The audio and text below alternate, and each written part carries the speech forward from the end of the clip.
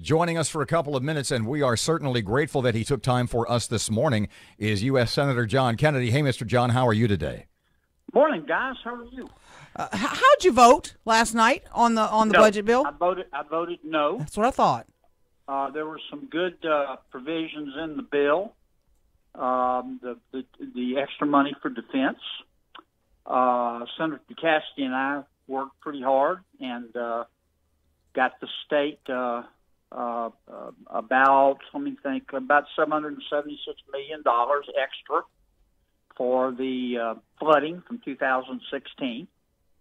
Now all we have to do is get the governor to actually give it to people. We're pretty far behind in getting the money distributed. But I ultimately voted no because it's going to create debt, and we were not allowed to offer amendments to make cuts in other parts of the money, of the budget, rather, to pay for the new expenses. Not to get into too much of the machinations of the Senate, but last night, and I know you were up late, so thank you once again. How did you guys get around the Rand Paul move to not allow a vote at all? How did that work out? How did you circumvent that senator?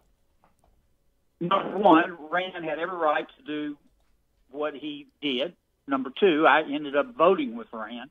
Number three, under the rules, Rand could only prevent a vote until about 1 o'clock this morning. His time under the procedural rules ran out, and I think we finished voting about 2:30 or 3. Oh. How much in the midst of all this, and there's, I don't want to say back room, but you know as well as I do that there's meetings, there's chats, there's confabs in the halls of the Senate. How much pressure was put on you by the Republican establishment? Come on, John, you can go along with us this one time. Well, a lot, but this isn't my first rodeo. I'm used to going my own way, and I've listened carefully to the arguments on both sides. I wanted to give the defense extra money. I'm glad the bill passed in a weird sort of way because the defense will get extra money. But I told them I'm not happy that you won't allow me to amend the budget to get rid of some of the waste to pay for the extra money for defense. And to pay for this bill, we got to go borrow more money. And right now, the federal government is borrowing $1 million a minute to keep this place open. That's $1.4 billion a day. Since we've been talking, we probably borrowed $2 million since we've been talking. What is the deal with regard to the Dreamers, DACA, that Mitch McConnell made with the Democrats? What's going to happen on that now?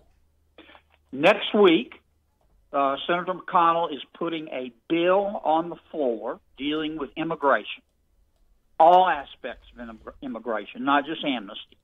And we'll be able to debate it. We'll be able to offer whatever amendments we want. We'll go until people just fall out in exhaustion, which is what I think we should have done a month ago, and I want to thank Senator McConnell for agreeing to do this.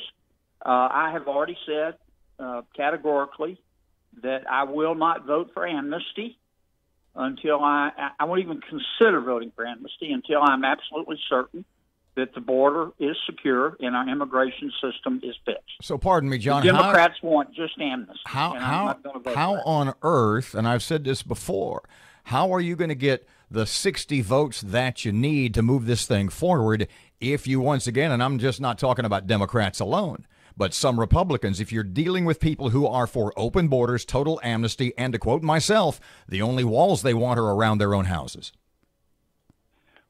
Well, you make a good point, Robert. I mean, I'm much less sanguine than some of my colleagues that we can pass anything. I don't think anything will pass. Because it's got to get 60 votes, which means either 49 Democrats and 11 Republicans, or 50 Republicans and 10 Democrats. Because Senator McCain is not here, and I don't think anything will pass. I want to try.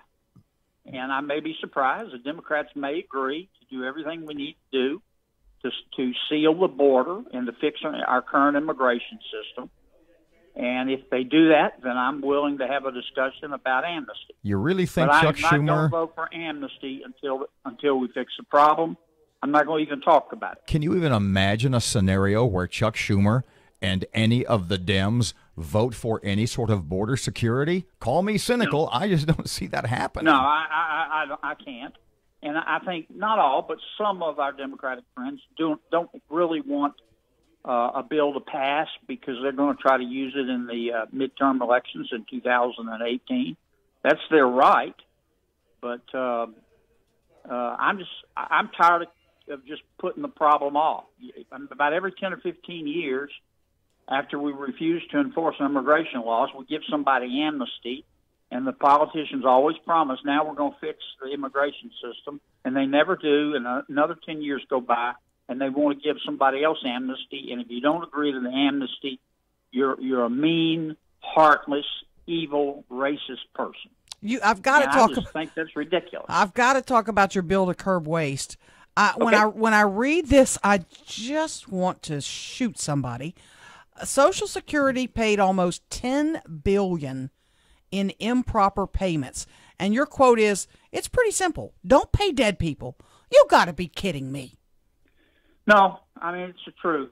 Our bill, Senator Carper, who is a Democrat, by the way, he from Delaware. He and I are offering this bill. I think it's going to pass. I call it the Stop Paying Dead People Act. There's a list, a death file at Social Security. Mm-hmm. They keep a list of every American who passed away in the past year.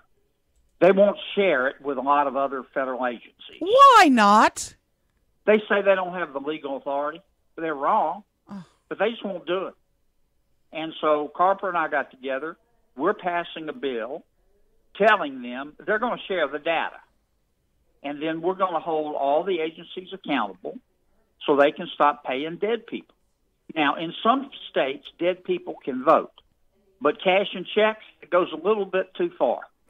I mean, there was a lady was just indicted, a woman in Algiers outside of New Orleans, who for 10 years cashed her dead mother's Social Security check. 10 years? $300,000.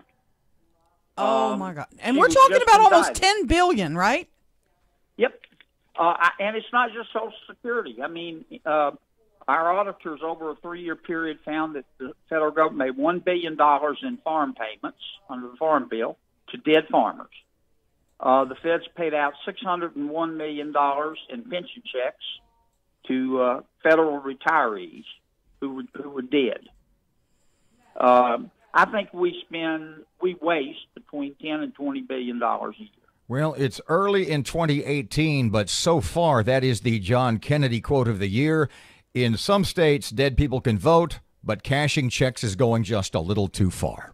Well, you can't make this stuff up.